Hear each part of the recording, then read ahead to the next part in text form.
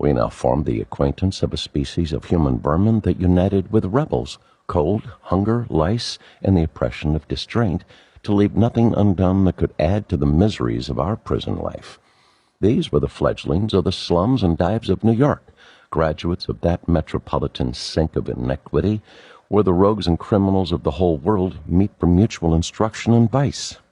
They were men who, as a rule, had never known a day of honesty and cleanliness in their misspent lives, whose fathers, brothers, and constant companions were roughs, malefactors, and felons, whose mothers, wives, and sisters were prostitutes, procuresses, and thieves, men who had from infancy lived in an atmosphere of sin until it saturated every fiber of their being, as a dweller in a jungle imbibes malaria by every one of his millions of pores until his very marrow is surcharged with it.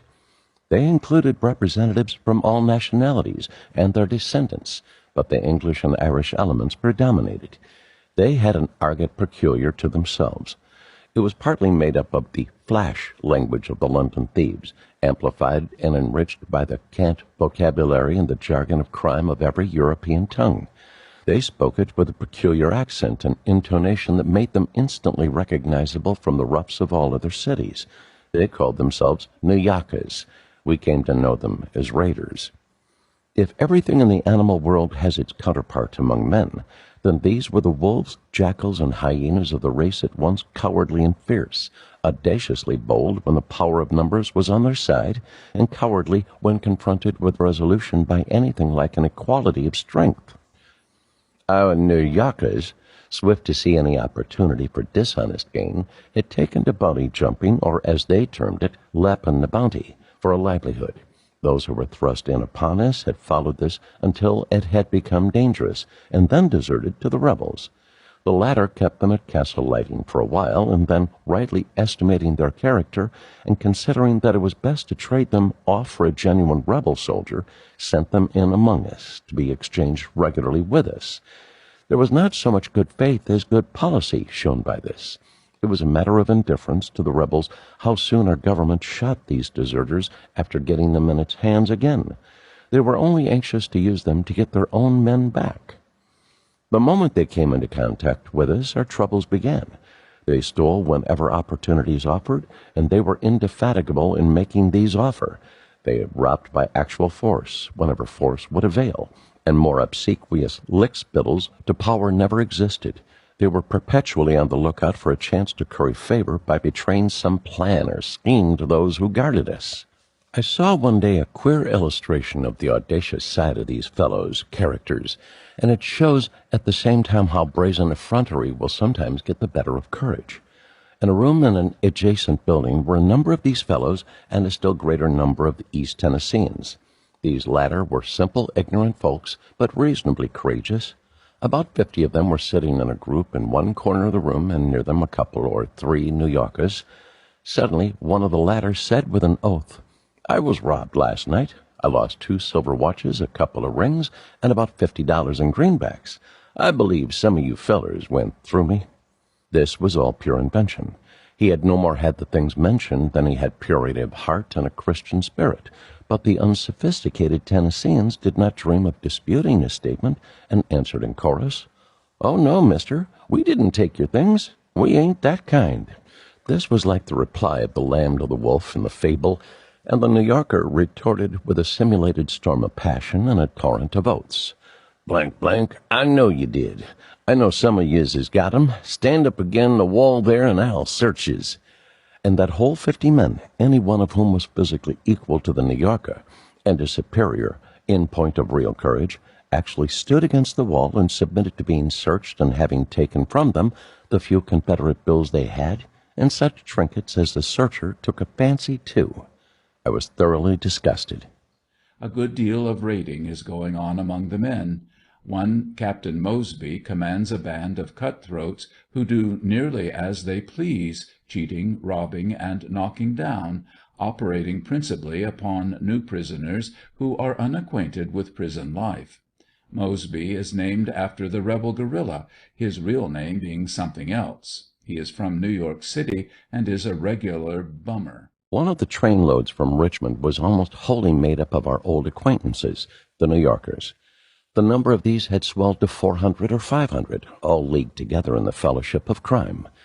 We did not manifest any keen desire for intimate social relations with them, and they did not seem to hunger for our society, so they moved across the creek to the unoccupied south side and established their camp there at a considerable distance from us. Captain Mosby, of the Raiders, is in the same squad with me. He is quite an intelligent fellow, and often talks with us.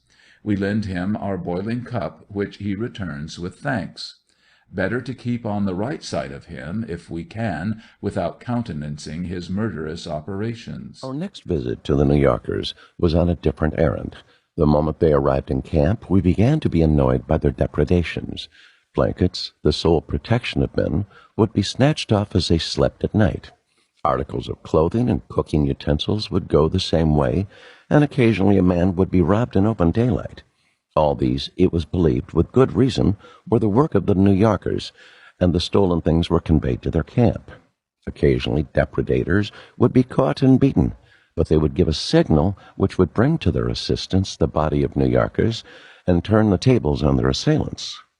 We had on our squad a little watchmaker named Dan Martin of the 8th New York Infantry. Other boys let him take their watches to tinker up so as to make a show of running and be available for trading to the guards. One day Martin was at the creek when a New Yorker asked him to let him look at a watch. Martin incautiously did so, when the New Yorker snatched it and sped away to the camp of his crowd.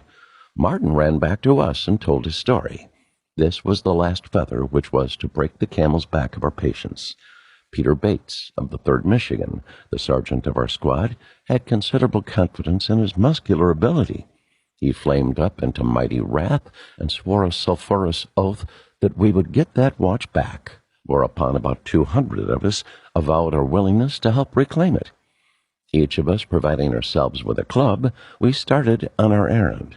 The rest of the camp, about 4,000, gathered on the hillside to watch us.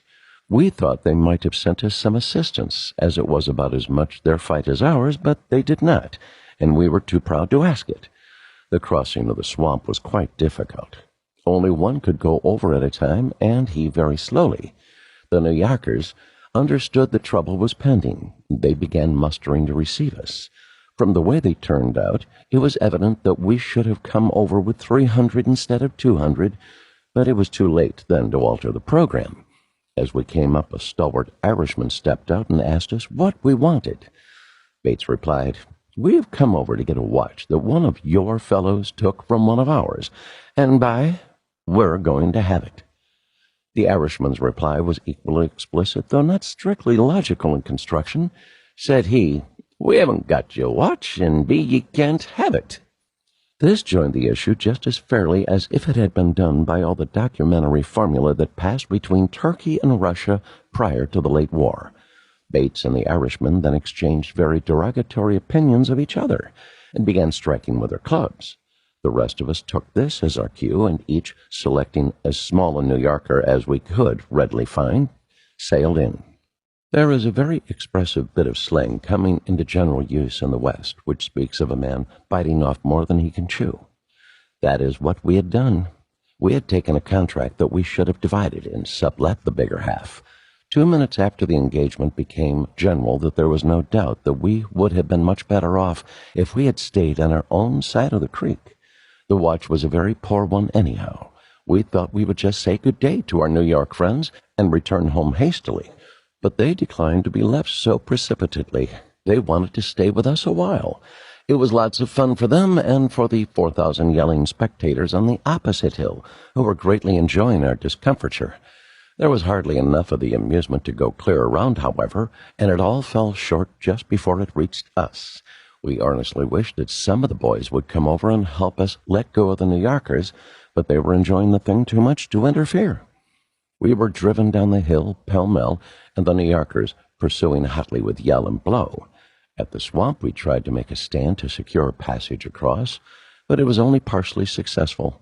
Very few got back without some severe hurts, and many received blows that greatly hastened their deaths. After this, the New Yorkers became bolder in their robberies and more arrogant in their demeanor than ever, and we had to pour revenge upon those who would not assist us, of seeing a reign of terror inaugurated over the whole camp. Raiders getting more bold as the situation grows worse, often rob a man now of all he has in public, making no attempt at concealment. In sticking up for the weaker party, our mess gets into trouble nearly every day, and particularly Hendricks, who will fight any time. That belongs to him.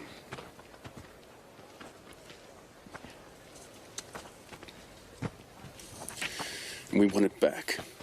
You do you? This is your best man. He is. That's the best you got? He's a baby. None of the litter. All right, boys. Make the ring. Show the mark here. Georgie?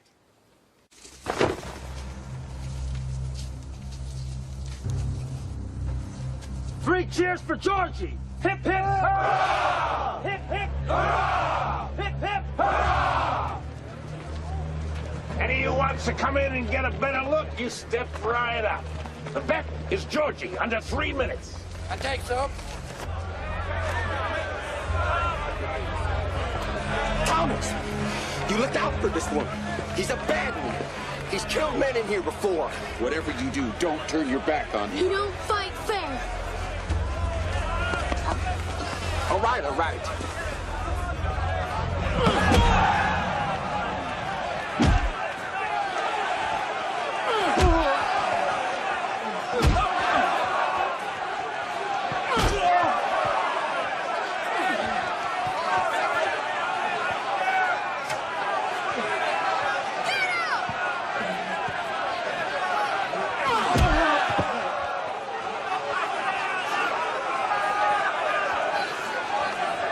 Next time, we'll get you 3 of them. We're making a fair fight.